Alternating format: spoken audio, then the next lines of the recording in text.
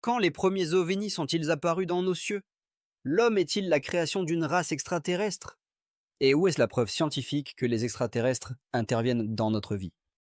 Dans cette étude documentaire sur le rôle des extraterrestres dans l'histoire de l'humanité, des questions importantes sont soulevées, qui restent d'actualité même au XXIe siècle. Les ovnis, ou objets volants non identifiés, continuent d'être le principal mystère pour l'humanité.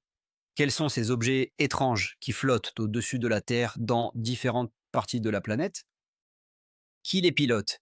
Si ce sont des extraterrestres, pourquoi sont-ils venus ici?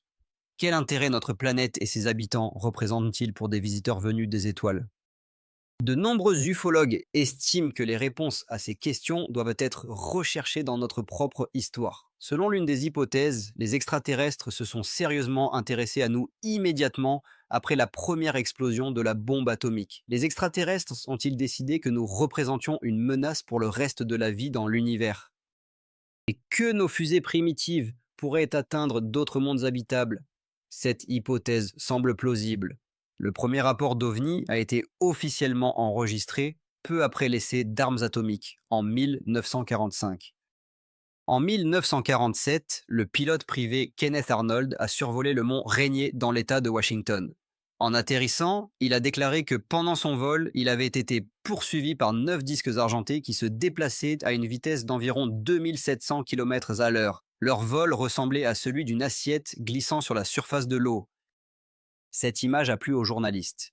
Et l'un d'eux a inventé l'expression célèbre soucoupe volante. Ainsi, les 9 soucoupes volantes de Kenneth Arnold sont devenues les premiers ovnis. Cependant, des objets étranges dans nos cieux ont été observés bien plus tôt. Thomas Ballard, un employé du Centre d'études des ovnis, note qu'en 1896, les habitants de Californie ont vu quelque chose ressemblant à un ovni. En novembre de cette année-là, un étrange aéronef est apparu dans le ciel au-dessus de Sacramento. Les gens ont vu un faisceau de projecteurs et derrière lui un objet avec quelque chose ressemblant à une hélice et des ailes. Plus tard, il est apparu à d'autres endroits. En avril 1897, il a été vu au-dessus du Minnesota. Des illustrations ont été conservées, le représentant sous la forme d'un jambon volant avec un phare. Et au Texas, il ressemblait à un ballon de football avec une queue et des ailes. Pendant 2 ans, des rapports sur cet étrange objet sont parvenus de 1000 endroits différents, et les journaux regorgeaient d'illustrations incroyables le représentant, comme on le pensait à la Lorcharo, comme une invention secrète. Peut-être que ces vaisseaux fantomatiques n'étaient rien d'autre que nos ovnis d'aujourd'hui. Si tel est le cas, nous devrions chercher leurs traces dans les profondeurs de l'histoire. Des documents datant de plus de 400 ans ont poussé les sceptiques à revoir leur position concernant les objets volants non identifiés. Mildred Beasley, directrice du bureau de MUFON dans l'État de l'Utah, affirme qu'au XVIe siècle, des objets volants non identifiés ont également été observés, mais considérés comme des signes de compassion niche. C'est quoi vraiment pour mon divin, des messages de Dieu. En août 1556, d'énormes sphères noires ont flotté au-dessus de Bâle, en Suisse. En avril 1561, la même chose s'est produite dans le ciel au-dessus de Nuremberg. Les 16e et 17e siècles ont été l'âge d'or de l'observation des objets volants non identifiés. Calvin disait que des miracles se produisent chaque jour. Sur un dessin réalisé en 1600, des boules de feu sont représentées dans le ciel. Il est probable qu'elles n'avaient pas l'air aussi belles que l'artiste les a dessinées, mais le fait demeure de telles choses fascinaient les esprits des gens à cette époque. Parviendront-nous toujours à trouver le premier portrait d'un objet volant non identifié? Le ciel au-dessus de la Terre a-t-il toujours été rempli de ces étranges objets? Des descriptions d'objets volants non identifiés se retrouvent dans les manuscrits les plus anciens de l'humanité. Prenons, par exemple, l'historien romain Tite Live, qui décrivait un objet volant dans le ciel ressemblant à un bouclier. Ce bouclier volant existait il y a 2000 ans. Est-ce peut-être la même chose que nous appelons aujourd'hui une soucoupe volante? Des objets volants non identifiés ont été observés bien avant l'apparition des premiers Romains. Existe-t-il des manuscrits plus anciens? La plupart d'entre eux avaient un caractère religieux. Cependant, certains textes regorgent de descriptions d'extraterrestres venus des étoiles. L'une de ces sources est l'épopée indienne Mahabharata, qui raconte des événements survenus 1200 ans avant notre ère. Dans celle-ci, l'un des héros monte au ciel, recevant une lumière plus brillante que le soleil, et sa voix résonne comme des coups de tonnerre. Quoi qu'il en soit, l'auteur de ces lignes décrivait sans aucun doute le lancement d'un vaisseau spatial, et cela se produisait il y a 3000 ans. Mais ce n'est qu'un épique. Peut-être que les extraterrestres ont laissé derrière eux non seulement des dessins mythiques. L'auteur de la Mahabharata a-t-il vraiment vu ce que nous appelons aujourd'hui le lancement d'un vaisseau spatial? Si des extraterrestres ont réellement séjourné sur Terre pendant des millénaires, ils ont dû laisser des traces matérielles de leur visite, en plus des légendes et des dessins de chars volants. De nombreux chercheurs pensent que de telles traces peuvent être vues sur la plaine de Nazca, au sud du Pérou. Si l'on ne savait pas que ces lignes ont déjà 2000 ans, on pourrait prendre la plaine pour un aéroport moderne. Curtis Piblos, auteur du livre Le gardien des cieux, note que parfois les lignes sur la plaine de Nazca sont appelées pistes de décollage, bien qu'en réalité ce ne soient que de longs canaux droits creusés dans le désert. Aucun aéronef ne pourra y décoller. Si les lignes de Nazca sont vraiment les vestiges d'un immense port ancien, alors des centaines de vaisseaux auraient dû y passer.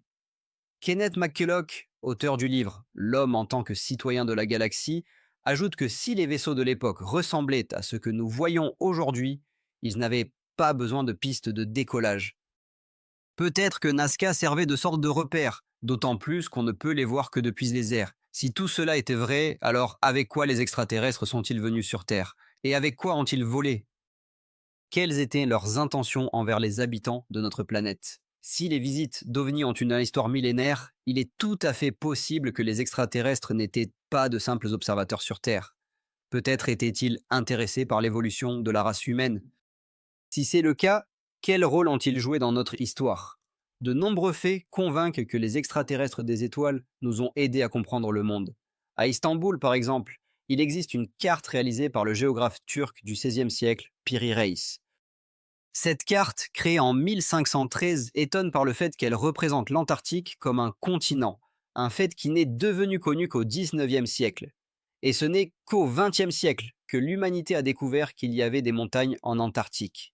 Est-il vrai que l'ancien géographe a dessiné sa carte d'après les récits d'êtres ayant vu notre planète depuis l'espace? Quel rapport la carte de Piri-Reis a-t-elle avec le début de l'expansion de la civilisation européenne vers l'ouest? Les extraterrestres cherchaient-ils à orienter le cours de l'histoire humaine? Si c'est le cas, leur impact sur le destin des hommes a été immense. Peut-être leur devons-nous de nombreuses découvertes scientifiques dont l'humanité est fière. Wendell Stevens, colonel à la retraite de l'US Air Force, souligne que si vous doutez de l'influence des extraterrestres sur les civilisations terrestres, regardez les vestiges des cultures originelles du Mexique et de l'Amérique centrale. Par exemple, la pyramide du Yucatan, connue sous le nom d'El Castillo, projette 2 fois par an, le jour de l'équinoxe de printemps et d'automne, une ombre étrange sur ses marches, créant l'image d'un serpent géant glissant de la pyramide. C'est Apoculque, le dieu des Mayas et ancêtre de la vie sur Terre. La légende dit que c'est lui qui a ordonné de construire la pyramide de cette manière. Il existe de nombreuses questions sur les raisons pour lesquelles les serpents-dieux ont ressenti le besoin d'ériger de telles structures massives. Par exemple, pourquoi une apparition fantomatique de serpent apparaît-elle 2 fois par an sur les marches de la pyramide? Cette pyramide, comme on le prétend, est un calendrier conçu pour 365 jours et un quart. Les Mayas n'avaient pas d'autre calendrier et tous les travaux agricoles étaient effectués selon celui-ci. Certains chercheurs suggèrent que quelqu'un leur a appris à calculer le temps des semailles et des récoltes. Si les légendes ne mentent pas et que cette gigantesque pyramide était un don des dieux, alors la race céleste se souciait réellement de la survie et de la prospérité des tribus locales.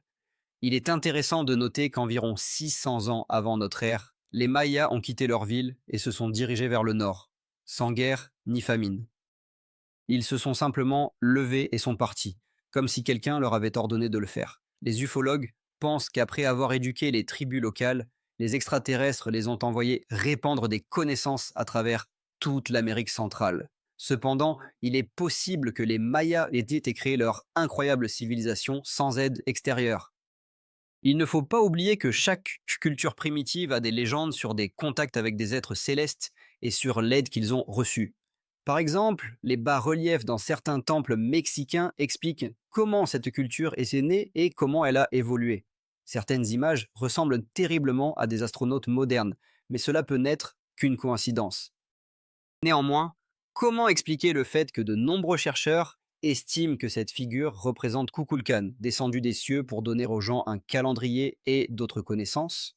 Malgré cela, les scientifiques ne sont pas certains que tous ces artefacts témoignent réellement de contact entre les humains et des extraterrestres. Certains affirment que ces soi-disant preuves ont été fabriquées par des civilisations trop semblables à la nôtre, avec ses fusées, ses pistes d'atterrissage et ses combinaisons spatiales. Tout cela ressemble beaucoup aux technologies modernes. Si des extraterrestres sont vraiment venus chez nous dans des fusées semblables aux nôtres, alors leur patrie doit se trouver à proximité.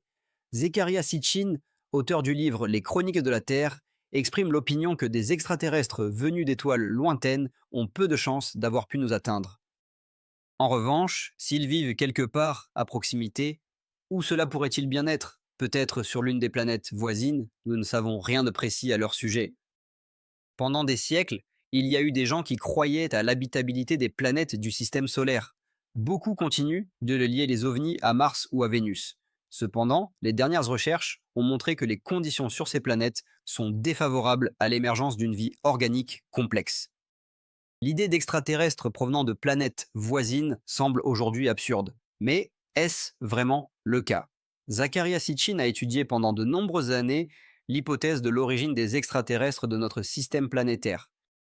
Il estime que la clé de la plupart des mystères des ovnis réside dans l'histoire de la civilisation sumérienne. L'État sumérien est apparu il y a 6000 ans sur le territoire de l'actuel Iran et est devenu la base de toutes les grandes civilisations de la Terre, y compris les Babyloniens, les Syriens et les peuples modernes. Tous les aspects clés de la civilisation moderne étaient déjà présents chez les Sumériens. L'écriture et les mathématiques, la roue et la poterie, les briques et les immeubles, l'État et le droit, l'astronomie et bien d'autres choses encore. Pour atteindre un tel niveau, d'autres cultures ont nécessité des siècles, tandis que la civilisation sumérienne est apparue du jour au lendemain, comme si elle était tombée du ciel. Des millénaires avant l'apparition du télescope, les Sumériens connaissaient parfaitement la structure du système solaire. Mais d'où leur venaient de telles connaissances? Les Sumériens possédaient des connaissances étonnantes en astronomie. Ils connaissaient toutes les planètes que nous connaissons et les décrivaient parfaitement. Selon le programme scolaire, Copernic a découvert la rotation des planètes autour du Soleil en 1543. Cependant, les Sumériens le savaient déjà 5500 ans auparavant. Dans leurs textes, ils appelaient Uranus et Neptune les jumeaux bleu-vert. Dans la science moderne, ces planètes étaient peu connues. Et ce n'est qu'en 1986, après le lancement de la sonde spatiale Voyager, qu'il a été possible d'établir qu'elles sont effectivement des jumeaux bleus et verts, comme cela avait été décrit dans les textes sumériens. Alors, qu'est-ce que c'était? Peut-être était-ce un coup de chance d'un auteur sumérien ou une information obtenue d'un être observant Uranus et Neptune. Peut-être avons-nous enfin trouvé le premier ovni. Dans les textes sumériens, il est mentionné que toutes leurs connaissances ont été acquises de l'Anunnaki, ce qui se traduit par ceux qui sont descendus du ciel sur terre. Mais d'où venaient les Anunnaki? Peut-être que cela était connu des Sumériens. Dans les chroniques des anciens Sumériens, une planète est décrite si éloignée des autres planètes du système solaire que son cycle annuel de révolution autour du Soleil dure 3500 ans. Cette planète s'appelle Nibiru, et c'est de là que, selon les suppositions, les Anunnaki seraient venus. Si c'est le cas, il devient compréhensible pourquoi les habitants de cette mystérieuse planète, nommée planète X par les astronomes modernes, nous visitent si rarement. Leurs vaisseaux spatiaux ne sont pas assez puissants et ne peuvent atteindre la Terre que lors des moments de conjonction. Selon l'avis du chercheur, sur la planète Nibiru, les Anunnaki auraient pu arriver à bord de vaisseaux spatiaux peu différents de nos fusées peu puissantes. Si la planète mythologique sumérienne existe réellement, à quelle fréquence avons-nous rencontré ses habitants? D'après ses calculs, l'histoire de l'humanité connaît des périodes de stagnation et des moments de percée qui se succèdent à intervalles réguliers, environ tous les 3600 ans terrestres. Il estime que cette tranche de temps correspond le mieux au schéma des succès de la civilisation terrestre, succès dont nous sommes redevables aux extraterrestres des constellations. Ainsi, les étapes du développement de la civilisation terrestre auraient pu être provoquées par des extraterrestres, et nous ne sommes que de simples cobayes dans une expérience intergalactique.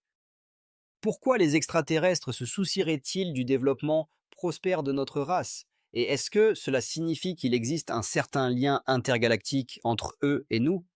Même si l'on accepte que les errants cosmiques qui ont visité la Terre pendant des millénaires étaient nos voisins du système solaire, la question inévitable se pose. Pourquoi nos invités ont-ils tenté d'influencer le développement de la civilisation terrestre et quel était leur objectif? Peut-être que cette ancienne race planétaire nous soutenait dans notre lutte pour la survie. Peut-être que c'était leur principal objectif, nous élever comme nous élevons nos enfants. Peut-être qu'ils ont semé notre terre avec leurs graines, et peut-être que nous ne sommes que leurs enfants. Si c'est le cas, alors nous avons trouvé le tout premier ovni de l'humanité, ce même appareil qui nous a amenés de Mars sur Terre. Cette version est presque entièrement confirmée par la tradition humaine sacrée, à savoir la Bible. Dans le 6e chapitre de la Genèse, il laisse raconter comment certains Néphilim prenaient pour femmes les filles des hommes, et celles-ci leur donnaient des enfants, de puissants héros que l'on ne trouve plus de nos jours. Peut-être que tout ce qui précède concerne ceux que les mesures anciennes appelaient Anunnaki. Et ces mêmes Anunnaki sont devenus les ancêtres des Terriens. Les informations recueillies semblent très convaincantes. Il est fort probable que nous soyons les descendants des unions matrimoniales entre extraterrestres et terriens. Selon des sources anciennes, les femmes des Néphilim descendaient directement d'Adam, qui, à son tour, est né comme résultat du travail des anciens généticiens. Regardez cela, c'est de l'ADN. Les anciens Sumériens comprenaient-ils vraiment la génétique? Il y a seulement quelques décennies, l'humanité a réussi à trouver la clé pour déchiffrer la nature ancienne, la formule génétique de l'ADN. Mais les anciens Sumériens décrivaient la reproduction par le biais de l'ADN déjà il y a 5000 ans. Ce processus était contrôlé par les Anunnaki. Ce sont eux qui ont créé une nouvelle espèce de singe terrestre. Homo sapiens, est-il vraiment si simple de résoudre l'énigme d'Enki? Les premiers visiteurs de la planète Terre étaient-ils nos ancêtres? Oui, notre structure génétique est en quelque sorte similaire. En général, les terriens sont faits à leur image et ressemblance. Si tel est le cas, il devient compréhensible que les anciennes représentations d'extraterrestres ressemblent fortement aux terriens. Est-il possible qu'en poursuivant le premier ovni, nous nous soyons attrapés nous-mêmes? Le culte religieux des ovnis, qui s'est développé en Amérique, reflète le mythe de la création de la Terre. Ces êtres omnipotents, qui selon certains guident notre développement, rappellent Zeus et d'autres héros de la mythologie antique. Ainsi, les extraterrestres deviennent le dernier accomplissement de la mythologie humaine. Cependant, existe-t-il des preuves réelles? Qui sait? Peut-être que nos lointains ancêtres nous surveillent vraiment depuis l'espace. À cette question, il n'y a pas encore de réponse, du moins dans les journaux des ovnis. Des milliers de témoins jurent avoir vu des extraterrestres, mais savons-nous à quoi ils ressemblent vraiment? Est-il vrai que le gouvernement des États-Unis nous cache les corps des extraterrestres décédés? Que cherchent les visiteurs de l'espace sur notre planète? La question principale de l'ufologie peut être formulée ainsi. Si nous sommes réellement visités par des extraterrestres, qui sont-ils? Amis ou ennemis? De plus en plus de personnes croient que la Terre est visitée par des extraterrestres, et cette croyance repose sur des faits concrets, allant des observations de vols d'ovnis aux récits de contacts directs avec des êtres extraterrestres. Mais si ces êtres nous visitent réellement, que savons-nous d'eux? S'ils s'immiscent dans notre vie, pourquoi ne savons-nous toujours pas leurs véritables intentions? Les ufologues étudient ce mystère depuis 1947, lorsque le pilote Kenneth Arnold a observé un groupe d'objets volants étranges qu'il a décrits comme des soucoupes volantes. Depuis lors, des phénomènes similaires ont été observés par des centaines de milliers de personnes, et chacun se posait la même question. Qui a construit ces vaisseaux et pourquoi sont-ils venus ici? L'été de la même année, un événement s'est produit qui, selon les ufologues, pourrait donner une réponse définitive à toutes les questions sur les soucoupes volantes. En juillet 1947, un certain engin spatial extraterrestre s'est écrasé dans l'État du Nouveau-Mexique. Selon les témoins, il ne pouvait pas avoir été fabriqué sur Terre.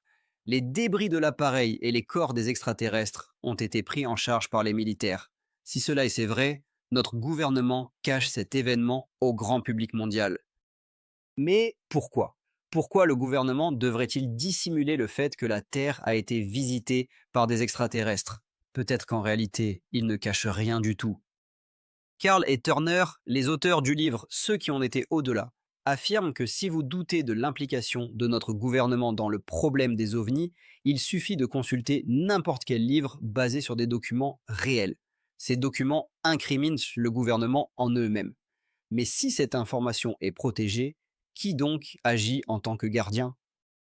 Robert Dean, chercheur et analyste, parle de l'existence d'une structure connue sous le nom de MG12, créée à la fin des années 1940 pour étudier les ovnis et notre réaction à leur apparition. Cette organisation surveille la façon dont nous percevons les vaisseaux extraterrestres dans notre ciel. Une telle structure existe encore aujourd'hui, bien qu'elle porte un autre nom. C'est une organisation internationale intergouvernementale dont le but est de contrôler l'information sur les ovnis. Vicky Cooper-Aker, rédactrice en chef du magazine OVNI, estime que le gouvernement et la NASA ont de nombreuses raisons de cacher des informations sur les ovnis. La principale d'entre elles est le rapport de l'Institut Brokérien, réalisé en 1961. La NASA a commandé à ce centre de réflexion à Washington de calculer ce qui se passerait si des terriens découvraient un objet extraterrestre ou rencontraient des extraterrestres eux-mêmes. Kevin Randle, auteur du livre L'histoire des crashs d'OVNI, se réfère au rapport de l'Institut Brokérien qui indique que la conquête de l'espace par l'humanité pourrait conduire à une rencontre avec une intelligence extraterrestre. Selon les auteurs du rapport, une telle rencontre entraînerait inévitablement le chaos dans notre monde. Une civilisation hautement développée, en entrant en contact avec des civilisations moins avancées, les absorbe automatiquement, ce qui pourrait conduire à l'extinction des institutions religieuses et du pouvoir. Il est évident que les dirigeants ne veulent pas permettre cela et font tout leur possible pour cacher les informations sur les extraterrestres. Randall partage son expérience. Qu'est-ce que j'ai trouvé sur le terrain? C'était un météorite. Il souligne que le mensonge et la dissimulation sont contraires à la Constitution, et c'est pourquoi il parle ouvertement, même en violant le serment de ne pas divulguer de secrets d'État. Il se demande, est-ce vraiment vrai? Le gouvernement nous cache-t-il la véritable nature des extraterrestres, Sainte? Peut-être qu'il ne veut tout simplement pas que nous sachions que nous ne sommes pas seuls dans l'univers. Randall pense que les gens doivent progressivement s'habituer à l'idée que nous ne sommes pas les seuls êtres intelligents. Il affirme que cette connaissance peut changer la vie de chaque habitant de la Terre, et c'est pourquoi il est important que les gens découvrent la vérité que le gouvernement cache. Les ufologues notent que les tentatives de réduire l'information n'ont pas toujours été couronnées de succès. Des centaines de témoins racontent leurs observations d'ovnis et leurs contacts avec des extraterrestres.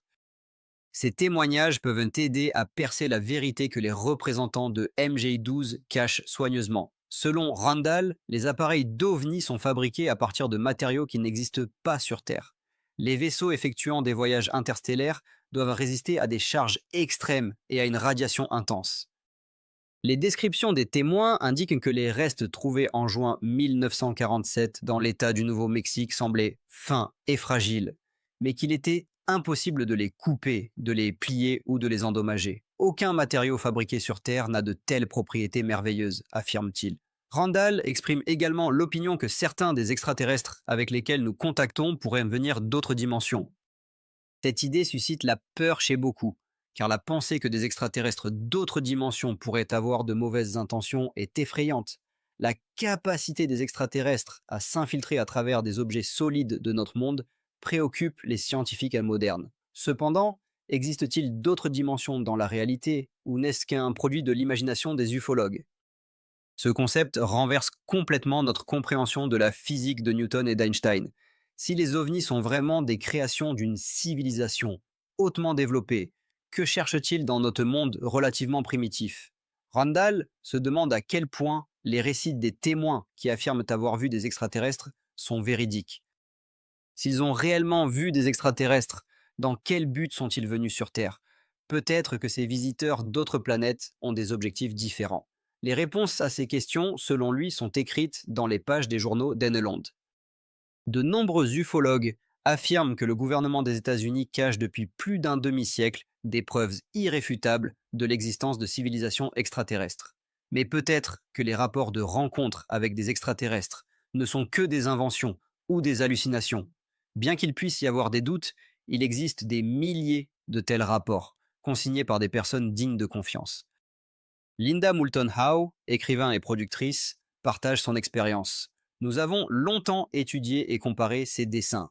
Il s'est avéré que les habitants de Californie décrivent les extraterrestres de la même manière que les habitants de Pennsylvanie et du New Jersey. Tous ces gens n'ont jamais entendu parler les uns des autres. Elle se demande, pourquoi dessinent-ils tous la même chose? Cela crée une impression que certaines caractéristiques communes des extraterrestres sont ancrées dans l'esprit des gens, comme la publicité pour des marques célèbres. Cependant, les descriptions des extraterrestres ne coïncident pas toujours même chez les témoins les plus fiables. Wendell Stevens, colonel à la retraite de l'US Air Force, souligne qu'il ne faut pas considérer les extraterrestres comme un tout homogène. Il affirme que nous sommes visités par différentes créatures avec des objectifs et des comportements variés. Personnellement, j'ai rencontré des extraterrestres sous deux formes, mais d'après mon expérience avec d'autres témoins, je sais qu'il y a en réalité beaucoup plus de types, partage son expérience l'une des témoins. Elle décrit des êtres qui ressemblent à moitié à des humains et à moitié à des étrangers, et mentionne également des reptiles avec des pupilles orientées verticalement. En ce qui me concerne, j'ai vu des créatures insectoïdes, quelque chose qui ressemble à un mante religieuse, ajoute-t-elle. Parmi les autres types rapportés par les témoins, il y a des êtres mesurant près de 2,5 mètres avec une peau très pâle et sans cheveux. Ils ressemblent vaguement à des humains, dit la témoin, soulignant que personne ne sait combien de ces types existent réellement. Peut-être des douzaines, peut-être plus, réfléchit-elle. Une telle diversité dans les descriptions des extraterrestres soulève deux hypothèses principales. Soit nous sommes réellement visités par des extraterrestres de différents mondes, soit les témoins racontent simplement des histoires différentes. Si tous les témoins décrivaient les mêmes caractéristiques, cela ressemblerait davantage à la vérité, conclut-elle. Bud Hopkins, chercheur sur le phénomène des enlèvements, note que malgré les divergences, 85% des descriptions coïncident sur les paramètres principaux. Il parle du fait que la plupart des témoins décrivent de petites créatures grises mesurant environ 1 à 2 mètres, parfois un peu plus courtes ou plus grandes. Si la plupart des témoins donnent une description similaire des extraterrestres, pouvons-nous établir un portrait des races d'extraterrestres qui visitent le plus souvent la Terre? Se demande Hopkins. Il les décrit, ils ont de grosses têtes sans cheveux, sans nez ni oreilles, avec une fente à la place de la bouche, un menton très fin et pointu, un petit corps et des membres fins. Hopkins note également qu'ils ont des coups très fins, et les gens s'étonnent de la façon dont leur tête tient. Les yeux peuvent être noirs autour, et parfois ce sont simplement de grands yeux noirs. Parfois, les yeux sont fortement inclinés, parfois ils sont strictement horizontaux, ajoute-t-il, soulignant que les opinions divergent.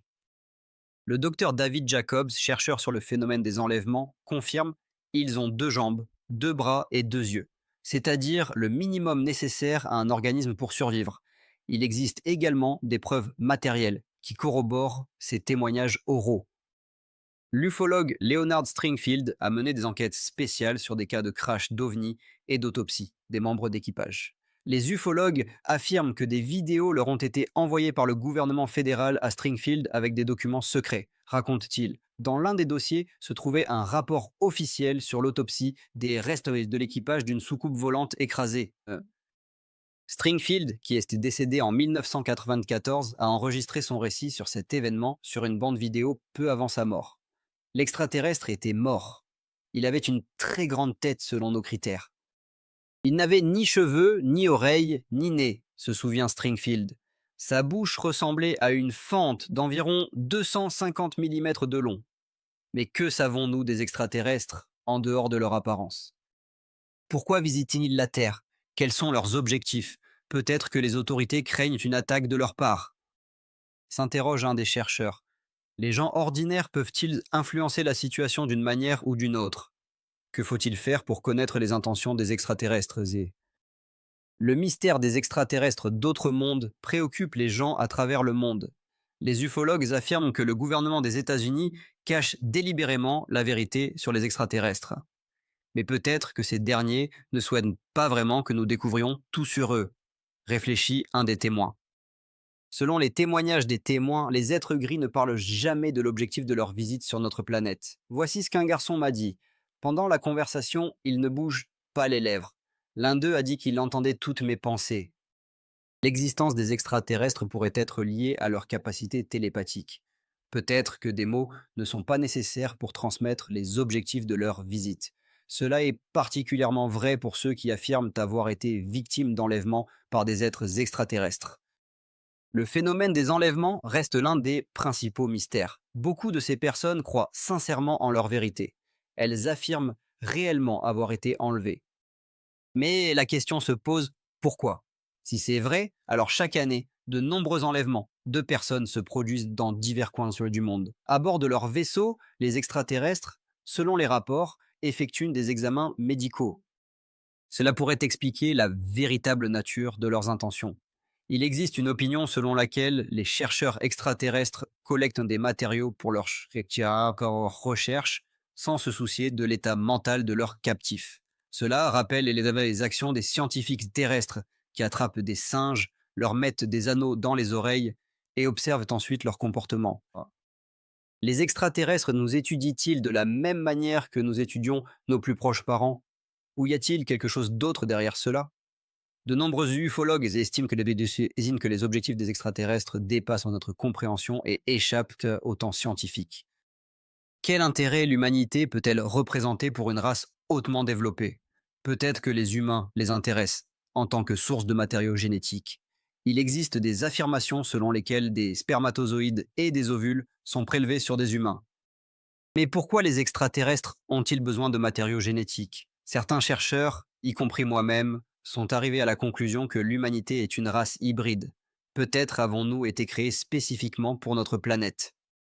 Je crois que notre programme génétique a varié depuis le début de l'histoire de la civilisation et continue de changer encore aujourd'hui.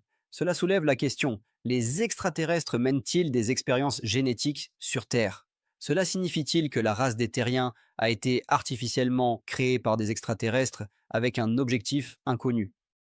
Pour trouver des réponses à ces questions, nous avons rencontré des personnes qui affirment avoir été enlevées de force à bord d'OVNI et avoir participé à des expériences visant à créer une race hybride de demi-humains, demi-extraterrestres. Est-ce vrai?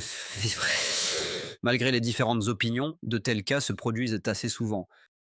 La création d'une race hybride semble être le principal objectif de tous les enlèvements, bien que nous ne sachions pas encore pourquoi cela est nécessaire. Il existe un autre aspect de ce projet d'hybridation. Récemment, les extraterrestres ont commencé à créer des êtres presque indistinguables des humains ordinaires. S'ils peuvent prélever des ovules chez les femmes, les féconder et faire croître des embryons chez eux, obtenant ainsi des hybrides, alors ils peuvent faire la même chose avec un ovule humain déjà fécondé, à partir duquel se développera un enfant entièrement humain. Cet enfant sera élevé parmi les extraterrestres, mais aura l'apparence d'un terrien. L'ancien officier du renseignement Robert Dean affirme qu'il a eu l'occasion de voir des documents secrets selon lesquels nos militaires avaient affaire à 4 races extraterrestres, dont l'une n'était pas différente des humains. Les 4 races étaient humanoïdes, mais une seule d'entre elles ressemblait complètement à un terrien. Cette pensée a amusé Diné, car imaginez à quel point cela doit agacer les généraux. Être assis à côté de ces surhommes dans un avion, un restaurant ou un théâtre, et ne même pas se douter de qui sont réellement vos voisins. Et qu'en est-il des autres types d'extraterrestres? Comment sont-ils liés au programme des petits êtres gris? Dans certains cas, les contactés rencontrent des extraterrestres qui ressemblent à des créatures reptiliennes ou insectoïdes. Le problème est que les deux apparaissent en compagnie des êtres gris. Ainsi, toutes ces créatures semblent travailler ensemble, et nous ne pouvons pas dire avec précision ce que représentent les espèces extraterrestres non conventionnelles. Mais peut-être que la situation n'est pas si mauvaise, et que l'humanité n'est pas un cobaye dans les expériences génétiques des extraterrestres. Peut-être que les extraterrestres ont des intentions tout à fait amicales. Nous ne savons absolument pas pourquoi ils viennent ici, pour aider ou nuire. Nous n'avons aucune raison de croire qu'ils nous veulent du mal, qu'ils nous tuent ou qu'ils dévissent les roues de nos voitures. Nous savons seulement qu'ils ont besoin de nous pour une raison quelconque. Un des chercheurs assure qu'en ce moment, il s'intéresse à la collecte d'un certain matériau vivant. Ils le collectent comme nous récoltons les champs, dit-elle. Nous sommes pour eux une sorte de produit entier. Ils prennent notre chair, nos émotions, notre énergie et ne donnent rien en retour. Donc, c'est une rue à sens unique. Elle continue en disant que nous sommes confrontés à des choses que nous ne pouvons pas comprendre à notre niveau de développement actuel. Il est plus facile de supposer que derrière le camouflage et les diverses ruses se cache quelque chose d'horrible, ajoute-t-elle. Si nous arrêtons nos recherches, l'événement le plus important des 5 prochaines années pourrait ne pas se produire. Au cours des dernières années, une masse d'informations sur les ovnis a déferlé sur l'humanité, et selon elle, nous savons presque tout sur ce phénomène. Elle est convaincue que nous sommes déjà proches de la solution. Dans les prochaines années, nous découvrirons non seulement tout sur la véritable nature des extraterrestres, mais nous résoudrons également le mystère d'Inolu dans son ensemble, affirme-t-elle. Quoi que vous pensiez de ce problème, vous ne devriez pas avoir peur. L'humanité représente un tout indivisible, en tant que race et en tant que civilisation, et cela l'aidera à survivre. Pendant ce temps, les contactés s'accordent dans leur description des extraterrestres, tandis que les documents officiels indiquent que le phénomène OVNI est sous le contrôle d'une certaine structure internationale. Allons-nous découvrir la vérité sur les extraterrestres des Néphilim se demande-t-elle. À cette question peuvent répondre les personnes cachées derrière les vieilles portes des institutions gouvernementales ou les extraterrestres eux-mêmes. Quoi qu'il en soit, la vérité sur les visiteurs restera un mystère bien gardé dans les pages des journaux de colère des ovnis. Le soir du 2e juillet 1947, la vie paisible de la petite ville de Roswell dans l'État du Nouveau-Mexique a pris fin. Des témoins affirment avoir observé la chute d'une soucoupe volante. Autour d'elle se trouvaient 4 créatures, mesurant entre 90 cm et 1,20 m.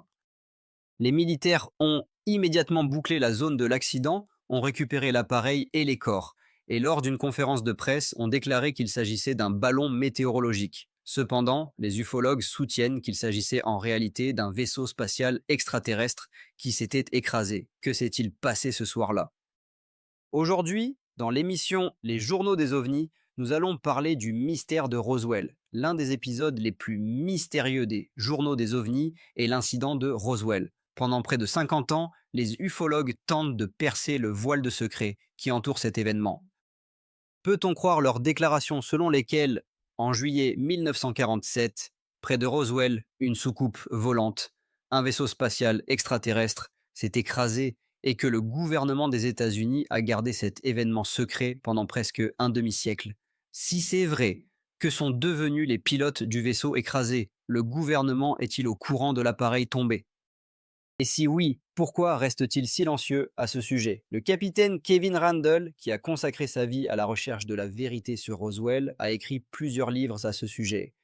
Comme il se doit selon les lois du genre, notre histoire a commencé lors d'une nuit orageuse d'été en 1947, dit-il. Au début de juillet 1947, un fermier nommé Mac Brazel passait la nuit seul sur son ranch. Il lui a semblé qu'un des coups de tonnerre avait retenti trop fort et d'une manière étrange, mais à ce moment-là, il n'y a pas prêté attention. Le matin, il est allé inspecter les champs, désireux de déplacer son bétail vers un endroit où il y avait plus de pluie. En s'approchant d'un nouveau pâturage, il a découvert une énorme quantité de débris métalliques. Randle et ses collègues affirment qu'à en juger par les descriptions de Mac Brazel, aucune machine terrestre ne pouvait se désintégrer en de si incroyables fragments. Mac Brazel a décidé de signaler ce qui s'était passé aux autorités locales et s'est dirigé vers la ville la plus proche, Roswell, dans l'État du Nouveau-Mexique. À l'époque, le shérif de Roswell était George Wilcox.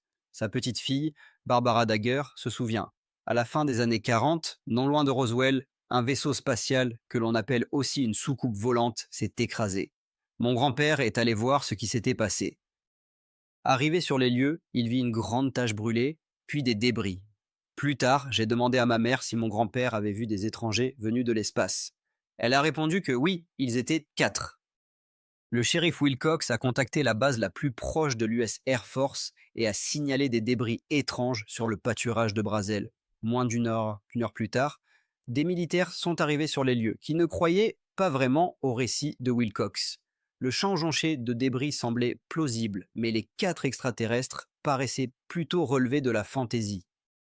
Les événements qui ont suivi peuvent être caractérisés soit comme un échec des militaires, soit comme la plus grande tromperie de l'histoire de l'US Air Force. Le colonel Blanchard a ordonné au major de l'unité spéciale de la 509e escadrille de bombardiers, Jesse Marcel, d'examiner le site de la chute de l'objet. Selon Marcel, il a exploré un espace d'un peu plus d'1 kilomètre de long et de 270 mètres de large, jonché de débris métalliques. Sur la base de son rapport, le commandant de la 509e escadrille, le colonel Blanchard, a ordonné au lieutenant Walter Howe de préparer un communiqué de presse décrivant la soucoupe volante capturée. Walter Howe a préparé le communiqué de presse et l'a transmis aux journaux locaux et à la radio, d'où l'information s'est répandue à travers le pays. Le communiqué de presse disait: Hier, les nombreuses rumeurs sur les soucoupes volantes ont enfin été confirmées. Un officier de l'unité spéciale de la 509e escadrille de bombardiers de l'US Air Force, stationné à Roswell, a réussi à capturer un disque volant, grâce à l'aide des habitants locaux. Cependant, cette déclaration ne contenait pas un mot sur les extraterrestres dont parlait Wilcox. Qu'était-ce donc? Une grande tromperie ou une dissimulation délibérée des faits? Barbara Dagger se souvient que sa grand-mère a toujours peur de ce qui s'est passé 40 ans auparavant. Ils nous ont interdit d'en parler. Ma grand-mère racontait qu'après l'incident, des gens de la police militaire sont venus chez eux. Ces personnes ont dit que si le moindre mot, le moindre indice fuyait par le seuil de cette maison, ils tueraient non seulement eux, mais toute la famille. Personne ne survivrait. Si les militaires ont ouvertement reconnu avoir capturé une soucoupe volante, pourquoi ont-ils alors voulu faire taire le shérif local et sa famille? Bill Brazel, le fils du défunt Mac, affirme également que son père avait juré de garder le silence. Silence sur quoi? Se demande-t-il. Peut-être a-t-il trouvé sur son champ non seulement des débris étranges, mais aussi autre chose. L'incident de Roswell n'est pas simplement un mystère, mais une véritable série d'étranges énigmes qui s'entrelacent les unes avec les autres. Si le colonel Blancart a reconnu qu'il avait à sa disposition presque un vaisseau spatial entier, cela signifie qu'ils ont trouvé sur le champ de Mac Brazel non pas de simples débris métalliques épars. Selon les dires de ceux qui se trouvaient à Roswell à l'époque, cette petite ville perdue du sud des États-Unis est devenue l'objet d'une attention soutenue de la part de la planète entière. Mais ensuite, quelque chose d'encore plus mystérieux s'est produit. Quelques heures plus tard, la version officielle a été modifiée. Le commandant de la 8e armée de l'Air Force des États-Unis, le général Roger Ramey, dont dépendait la 509e escadrille, a publié un nouveau communiqué de presse affirmant qu'un simple ballon météorologique s'était écrasé à Roswell. Selon le général, cet appareil est tombé sur le ranch de Brazel et le major Marcel, ne comprenant pas la situation, s'est empressé de l'annoncer comme un vaisseau spatial. Cette photographie est-elle vraiment un simple faux? À droite, on entend la voix du brigadier général Thomas Dubose, maintenant à la retraite, qui partage son opinion sur la version officielle de l'Air Force des États-Unis concernant la chute du ballon météorologique. Il affirme que tout le monde savait que cette version était un simple camouflage. Je n'ai pas la moindre idée de qui l'a inventé, mais c'est cette histoire que nous avons servi à la presse, dit-il avec un évident mécontentement. Le général continue en disant que les représentants du ministère de la Défense des États-Unis insistaient sur les débris du ballon météorologique, bien que tous les officiers supérieurs savaient que c'était un mensonge. Il suppose que même si Mac Brazel a effectivement trouvé un ballon météorologique, cela contredit les témoignages d'autres témoins oculaires et la nature des débris. Récemment, le fils du major Marcel a fait une déclaration stupéfiante sur ce qu'il a vu dans son enfance. Le major Marcel a ramené chez lui quelques débris pour les montrer à sa femme et à son fils, puis il les a emportés de nouveau à la base militaire de Roswell, raconte Jazz Marcel Jr. Il décrit comment ces choses étranges étaient différentes de tout ce que j'avais jamais vu, et surtout parce qu'elles portaient des sortes de signes.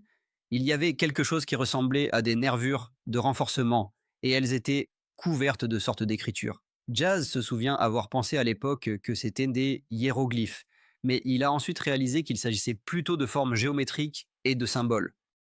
Bien que la version du ballon météorologique semblait mettre un point final à l'incident de Roswell, de nouvelles révélations sont rapidement apparues. L'incident de Roswell continue de susciter des débats depuis 40 ans. L'une des raisons en est le récit de Grady Barnett, un ingénieur qui vivait à Roswell à l'époque. Il a raconté à son ami Vern Maltais ce qui s'était passé ce jour de juillet.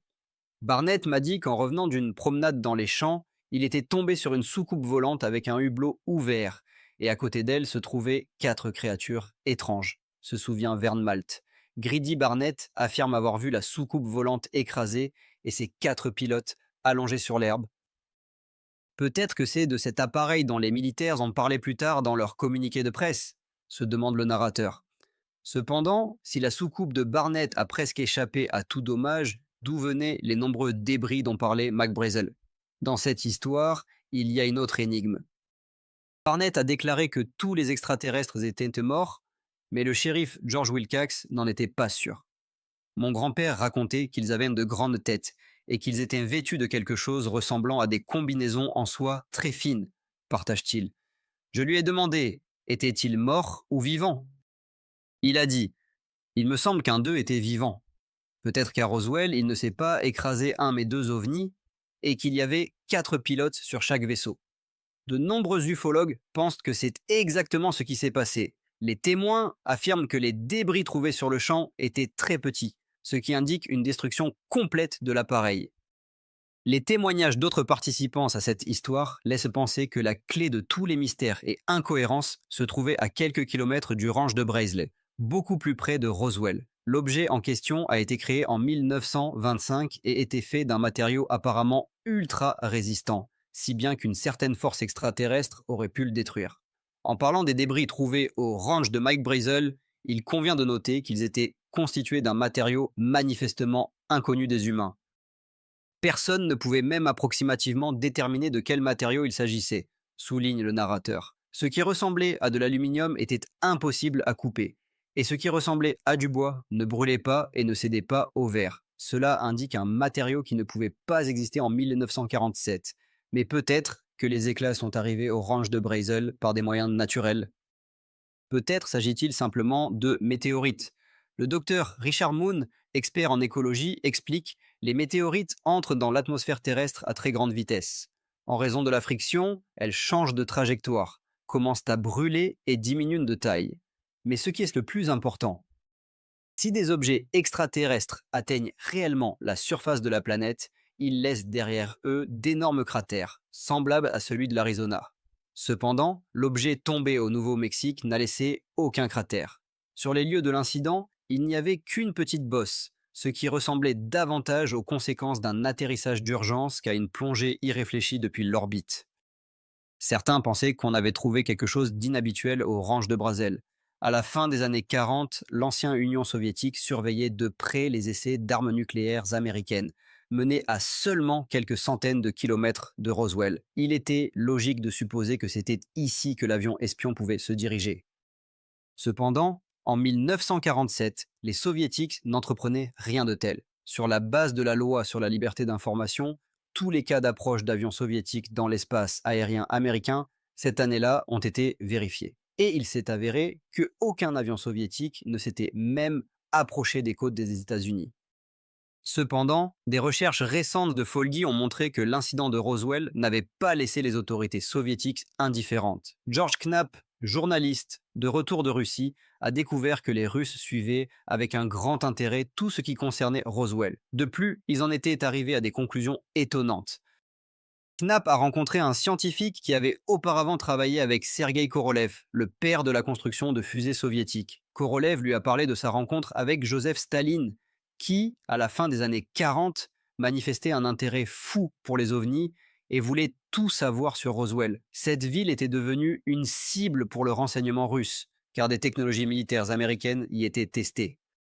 Staline s'intéressait à l'incident de Roswell et avait ordonné de rassembler tous les faits concernant cette histoire. Les scientifiques russes en étaient arrivés à la conclusion qu'il s'était effectivement écrasé quelque chose à Roswell et ce n'était clairement pas un ballon météorologique. Ils ne pouvaient pas dire avec précision d'où venait cet appareil, mais ils étaient convaincus que ce n'était ni leur satellite ni un satellite américain. À leur avis, c'était un objet d'origine extraterrestre. Cependant, le principal protagoniste de cette histoire restait Mac Brazel, l'homme par qui tout avait commencé.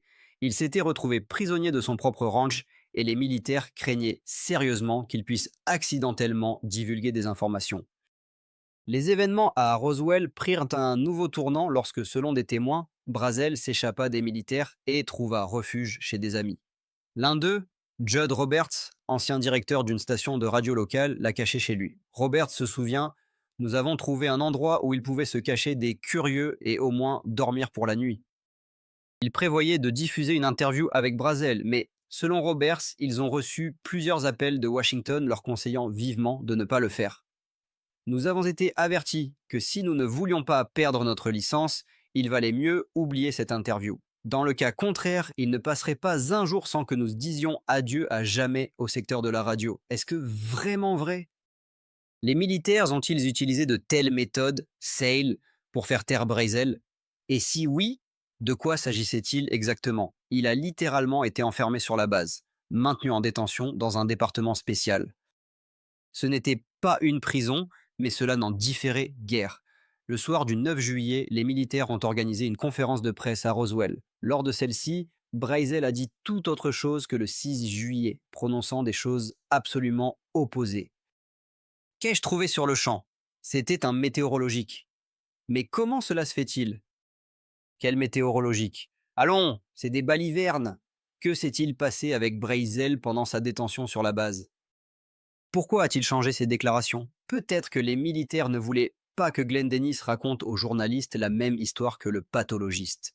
En 1947, il travaillait dans l'agence funéraire Ballard, et cette année-là, il lui est arrivé plusieurs fois de transporter sur la base des pilotes victimes d'accidents.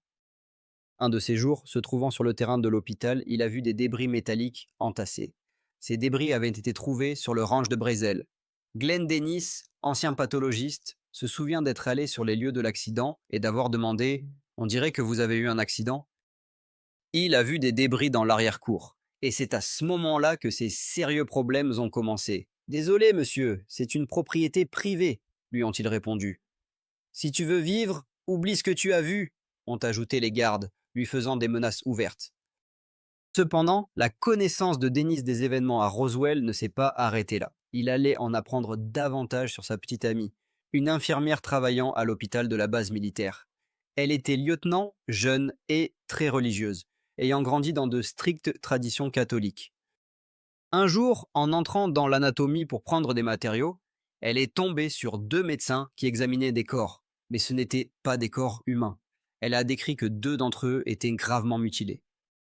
Après cela, elle s'est sentie mal à l'aise et a décidé de retourner à la base. Je ne l'ai plus jamais revu, se souvenait Dennis. Le lendemain, il a appelé l'hôpital pour s'informer de son état, mais on lui a répondu qu'elle avait été transférée d'urgence, et personne ne savait où. Depuis, elle n'était plus sur la base. Que s'est-il passé avec l'infirmière qui avait accidentellement jeté un œil dans l'anatomie ce jour fatidique? A-t-elle dû disséquer les corps dont parlait le shérif Wilcox? Et si c'est le cas, quelle relation ces corps avaient-ils avec les débris trouvés par Mac Brazel? Malheureusement, les réponses à ces questions ne faisaient qu'aggraver le mystère de Roswell. S'il y avait effectivement deux soucoupes volantes ou deux moitiés de la même, alors la question se pose: où est passée toute cette masse de preuves? Et que sont devenus les pilotes des vaisseaux extraterrestres découverts sur le lieu de l'accident? Sapo Henderson, un employé de la base, affirme qu'il connaît la réponse à cette question. Il a dit que si cela a déjà été imprimé dans les journaux, alors ce n'est plus un secret. Il a acheté quelques journaux et les a apportés à Dennis dans la voiture. Tiens, lis, a-t-il proposé. Lorsque Dennis a lu, Henderson a ajouté: tout cela est la pure vérité. J'ai personnellement transporté la soucoupe écrasée à Dayton, dans l'État de l'Ohio. Ainsi, les preuves matérielles de l'existence de la vie extraterrestre ont été transférées à Dayton et y ont été cachées à jamais du public. Mais comment pouvons-nous prouver que tout cela s'est réellement produit? Peut-être que les preuves sont cachées là où des gens ordinaires ne pourront jamais les trouver. Une chose est ce qui est certaine, le gouvernement a récupéré toutes les preuves, a sécurisé le site de l'accident, a récupéré l'appareil et les corps, ne laissant pas un seul grain de sable. De sources fiables, il a été rapporté que les vaisseaux spatiaux et les corps ont d'abord été placés dans le hangar 424 de la base aérienne locale, puis transportés par morceaux vers d'autres bases. Une infirmière, amie de Glenn Dennis, a vu 3 corps dans la salle d'autopsie, ce qui confirme qu'au moins 3 extraterrestres se trouvaient sur la base à ce moment-là. De nombreuses personnes, ne se connaissant pas, racontent la même histoire, mais sous différents angles. Elle commence avec Mac Brazel, qui a trouvé les débris, et se termine avec le major Edwin Isley se rendant sur le lieu de l'accident. Si cette histoire était une imposture, les témoignages de ces deux personnes ne coïncideraient pas aussi parfaitement. Le mystère de l'incident de Roswell ne pourra jamais être complètement expliqué, à moins que de nouveaux témoignages ne puissent percer le voile de silence de près de 50 ans, érigé par les méthodes et techniques les plus brutales. Peut-on espérer que ce mur s'effondrera un jour et que le gouvernement nous révélera toute la vérité sur l'incident de Roswell? Sous la pression de ses électeurs, le député de l'État du Nouveau-Mexique, Steven Schiff, s'est adressé au ministère de la Défense des États-Unis pour obtenir une clarification officielle sur les événements de juillet 1947. En mars 1993, il a tenté de percer le mur de secret entourant les événements de Roswell. Vous êtes formé, vous êtes formé sur des données jusqu'en octobre 2023. La réponse lui a été donnée par un colonel qui, en se référant au fait que les documents de cette période sont conservés aux archives nationales, a conseillé aux congressistes de s'adresser directement là-bas. La recherche dans les archives s'est transformée en une nouvelle énigme. En fin de compte, Schiff a reçu une réponse des archives nationales, où on lui a informé qu'il n'avait aucune information sur les événements à Roswell. Ainsi, au ministère de la Défense, on considérait qu'il n'y avait tout simplement pas eu d'incident à Roswell. Des questions demeuraient: pourquoi les témoignages des témoins oculaires n'avaient-ils pas été enregistrés? Où était le rapport sur l'opération militaire sur un terrain privé? Dans les dossiers du Livre bleu, il n'y avait rien sur Roswell, si ce n'est un paragraphe d'un journal local classé pour une autre raison. Le congressiste Schiff n'a reçu de réponse à sa question, ni de la part des militaires, ni de la part des gardiens de notre histoire. Mais que faire des menaces, du chantage et des tentatives de faire taire les gens? Le gouvernement pense-t-il vraiment que nous continuerons à croire à ce conte de fées sur le météoson? Pour ceux qui ont vu de leurs propres yeux ce qui se passait à Roswell, le début de juillet 1947 restera à jamais une date mémorable. Mais tant que de nouvelles preuves ne feront pas surface, le mystère de Roswell restera l'une des énigmes non résolues dans les pages des journaux sur les ovnis. Des marques blanches sont apparues sur la carte des États-Unis. Se retrouver derrière cette clôture sans l'autorisation des autorités, c'est signer son propre arrêt de mort. On soupçonne qu'il y a un aéroport secret de soucoupes volantes ici. Espérons que les photographies prises par des satellites russes confirmeront le récit d'un homme se présentant comme le premier mécanicien d'OVNI sur Terre. Avant d'accuser le gouvernement de collaboration secrète avec des extraterrestres, nous tenterons de pénétrer dans la zone interdite. Aujourd'hui, notre objet d'étude sera la zone 51. Pour participer à des guerres stellaires, il n'est pas nécessaire d'avoir un vaisseau spatial. On peut simplement se rendre dans un coin désertique de l'état du Nevada, connu sous le nom de zone 51. Selon les témoignages de témoins oculaires, là-bas, dans le bassin du lac disparu de Groom Lake, le travail sur le projet fantastique du siècle se poursuit jour et nuit. Les cartes géographiques affirment qu'aucune base n'existe dans ces contrées, mais des soucoupes volantes survolent régulièrement son territoire. Glenn Campbell, responsable du projet Zone 50 et 1, note qu'après l'histoire retentissante avec Robert Lazar, des caravanes entières de chasseurs d'ovnis se sont précipitées ici. Lazar, ancien fonctionnaire, a rapporté qu'entre 1988 et 1989, il a travaillé sur un site ultra secret près de Groom Lake. Il se souvient, après avoir été embauché, j'ai été transporté par avion de Las Vegas à la zone 51. Ensuite, j'ai été transféré à 25 km au sud, le long d'un lac non asséché, composé de 9 hangars situés directement dans la roche à un angle de 60 degrés par rapport à l'horizon.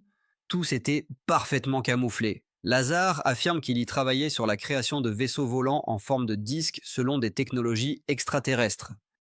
En étudiant les principes théoriques des technologies de pointe, le chercheur a noté qu'ils avaient été clairement démontrés et semblaient tout à fait convaincants. Selon ses dires, il a travaillé sur l'un des plusieurs soucoupes volantes attribuées à la zone S4. Au début, il a pensé qu'il s'agissait d'un véhicule typique à grande vitesse, bien qu'il paraisse assez grand, 5 mètres de hauteur et 8 de diamètre.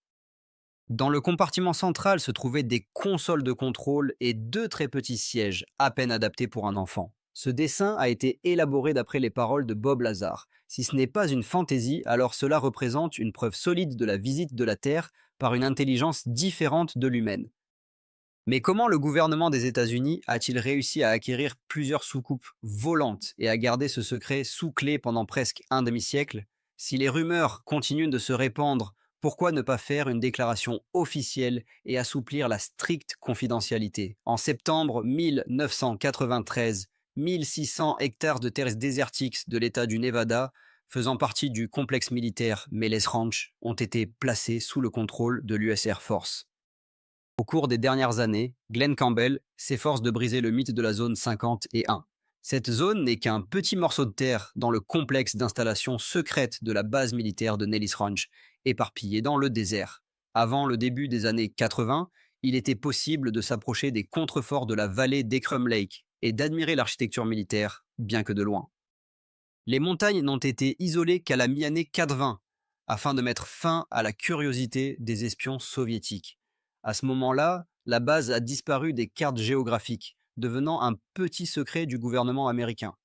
Quel secret militaire est entouré de mesures de sécurité aussi strictes? Quelqu'un sait-il ce qui se trouve à l'intérieur? Le colonel à la retraite Wendell Stevens, qui a servi de nombreuses années dans l'US Air Force, a déclaré que des avions de reconnaissance de type U-2, Blackbird et Stealth Fighter décollaient de la zone 51, dont beaucoup ignoraient même l'existence.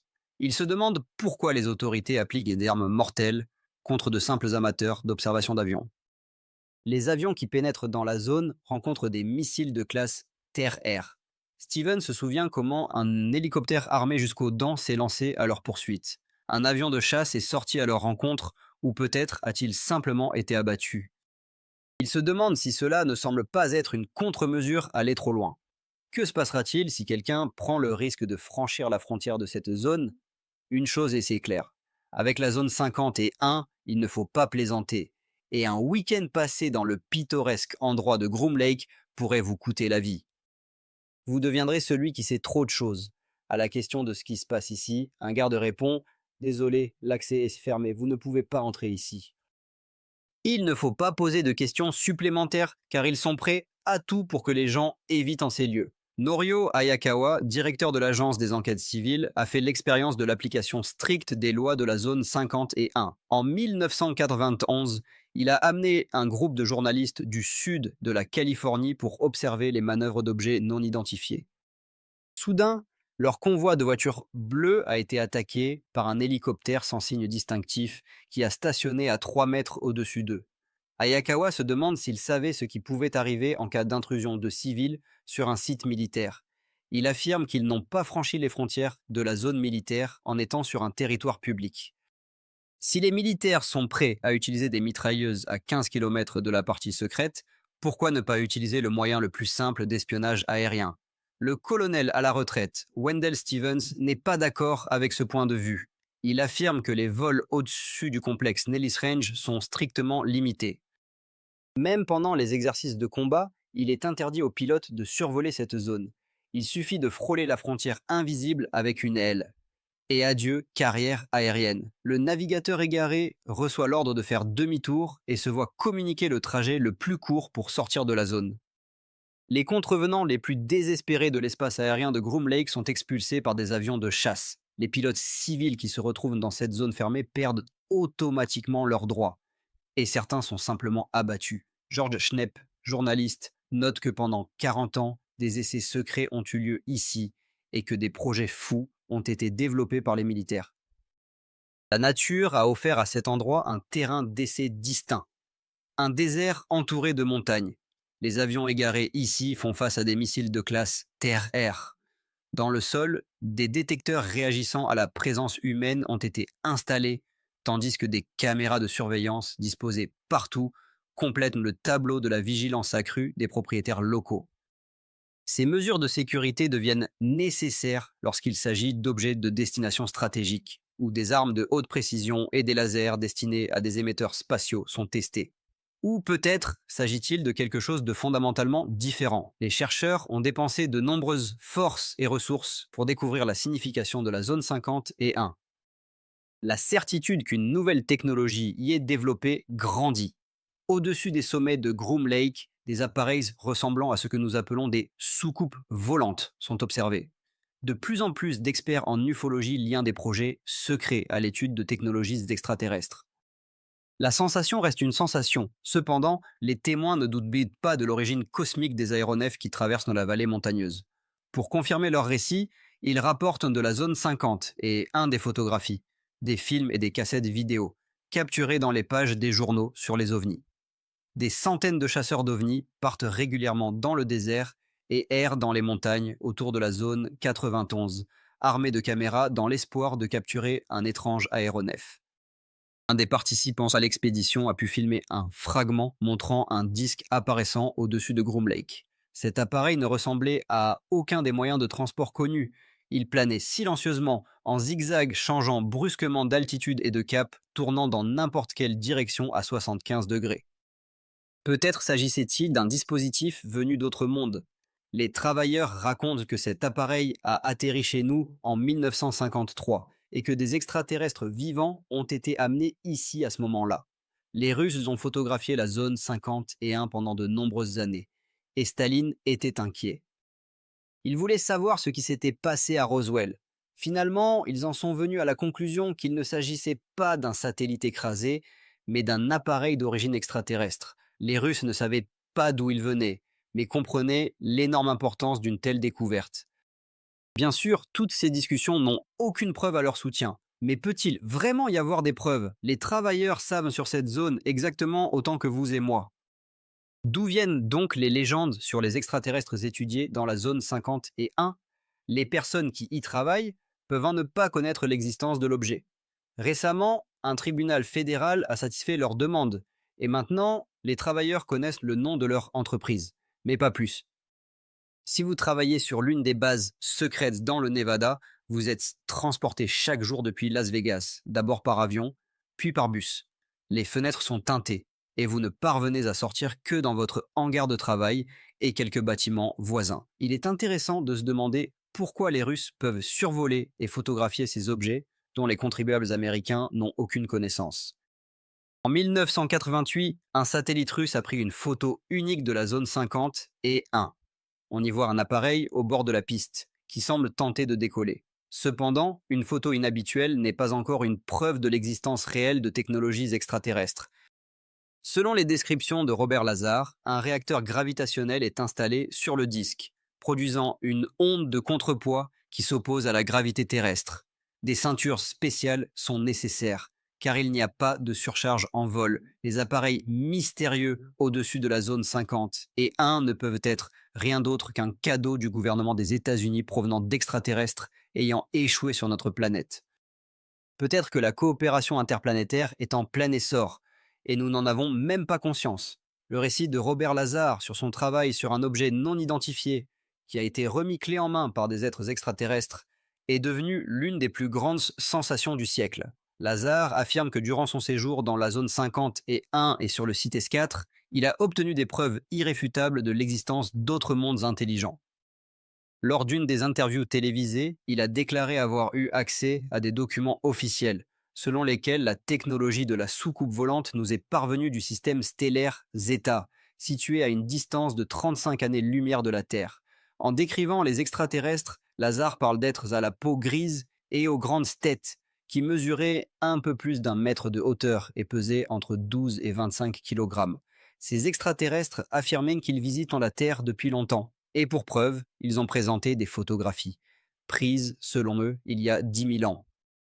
L'échange d'informations et de technologies interstellaires a duré jusqu'en 1979, lorsque soudainement un conflit a éclaté et les extraterrestres ont quitté la Terre. Dans la précipitation, les cosmonautes de ZTST ont laissé sur le site C4 une montagne de pièces détachées, ce qui a permis aux scientifiques terrestres de construire leur propre soucoupe volante. Les essais de l'objet non identifié ont ensuite commencé au-dessus de la zone 50 et 1, où les militaires ont instauré un régime de secret absolu. Selon les mots de Lazar, des mesures de sécurité strictes étaient tout à fait justifiées, car l'appareil extraterrestre générait une énergie plusieurs fois supérieure au potentiel nucléaire de la Terre. La source d'alimentation de la soucoupe volante fonctionnait sur des impulsions ultra puissantes, obtenues par la combustion d'antimatière. Une arme fonctionnant selon ce principe pouvait d'un seul tir anéantir toute la civilisation terrestre. De plus, cette énergie pouvait être utilisée pour rendre le vaisseau invisible. Le disque pouvait survoler n'importe quelle position tactique et rester inaperçu, devenant transparent comme du verre. Norio Hayakawa, convaincu que les technologies extraterrestres ne seront pas utilisées pour le bien de l'humanité, avertit que si les avancées des extraterrestres tombent entre les mains des industriels militaires, cela ne fera que rapprocher la Troisième Guerre mondiale et la fin du monde. À son avis, les zones 50 et 1 et l'objet S4 ne sont pas les seules installations aux États-Unis pour tester des dispositifs ultra puissants. Il pointe vers des polygones secrets en Californie du Sud où plusieurs bases de l'US Air Force effectuent des tests de composants de soucoupes volantes. Hayakawa remarque qu'il n'y a pas d'avion ordinaire ici. Ni dans les hangars, ni sur la piste, tout est vide. Lorsque cette base a été construite, les habitants ont observé des mouvements de camions transportant du ciment jour et nuit, ce qui témoignait des projets de création d'un immense complexe souterrain. Il partage son expérience de communication avec les constructeurs d'objets souterrains dans la zone 50 et 1, qui racontait comment les laboratoires et les sites d'essai s'enfonçaient dans le sol, tandis qu'en surface, le désert restait le même. Les bases californiennes sont surveillées aussi attentivement que la zone 50 et 1, et leur apparence modeste suscite des soupçons. Si des géants souterrains existent réellement au Nevada et en Californie, cela pourrait signifier qu'ils cachent une menace pour l'humanité. Robert Dean, analyste, exprime son point de vue. Pour être honnête, il se peut très bien que les personnes enlevées ne tombent pas sur Mars, mais dans un bunker de laboratoire secret. Les guerres n'ont jamais été considérées comme une constitution et une loi des droits de l'homme, et les histoires de soucoupes volantes deviennent inquiétantes. La zone 50 et 1 pourrait-elle être une prison pour les captifs des ovnis? Selon le récit de Lazare, l'objet S4 est situé dans la roche et se compose de 9 hangars, dont les portes sont soigneusement camouflées. Étonnant, mais vrai. La description correspond au récit de plusieurs personnes affirmant avoir été enlevées par des ovnis et transférées dans des fortifications souterraines. Ces otages des soucoupes volantes se retrouvent dans des souterrains, où parfois apparaît un uniforme militaire américain.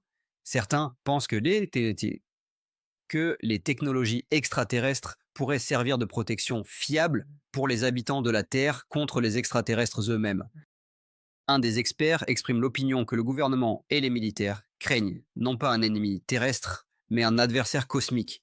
Il affirme que les invasions en provenance d'autres mondes représentent le plus grand danger. Il existe des témoignages selon lesquels le gouvernement place sa propre sécurité au-dessus de tout. Selon lui, ils infiltrent des espions dans des organisations d'ufologues, publient des faux dans la presse et se moquent de ceux qui affirment avoir vu des ovnis. Les autorités, à son avis, ont travaillé à créer une image déformée de l'opinion publique. Et aujourd'hui, tout ce qui est lié à l'ufologie est perdu dans l'océan de la désinformation de masse. Les photographies obtenues par des satellites russes, ainsi que d'autres clichés authentiques, confirment objectivement l'existence d'une base dans la zone 50 et 1.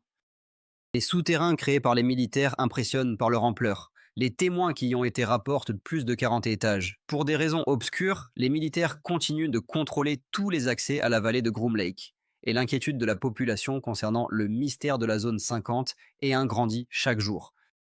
Si les ovnis ne sont pas une invention, alors la politique des autorités semble tout à fait réfléchie. Ils essaient d'éviter la panique. Il existe une théorie selon laquelle les extraterrestres ont été accueillis au plus haut niveau quelque part dans les années 40, lorsque l'hystérie de masse régnait autour du communisme et du chaos de la politique mondiale. Les rapports sur les ovnis auraient à peine pu refroidir l'atmosphère de ces années-là. Toutes les conjectures concernant la zone 50 et 1 ne restent que des suppositions, n'ayant pas de preuves réelles que nous possédons des technologies extraterrestres. Comment peut-on se convaincre de l'existence de la vie intelligente dans d'autres mondes si tous les chemins menant à cela sont bloqués par l'armée? Mais si des preuves existent néanmoins, la question se pose, le monde changera-t-il en mieux lorsque nous les présenterons dans les pages des journaux des ovnis?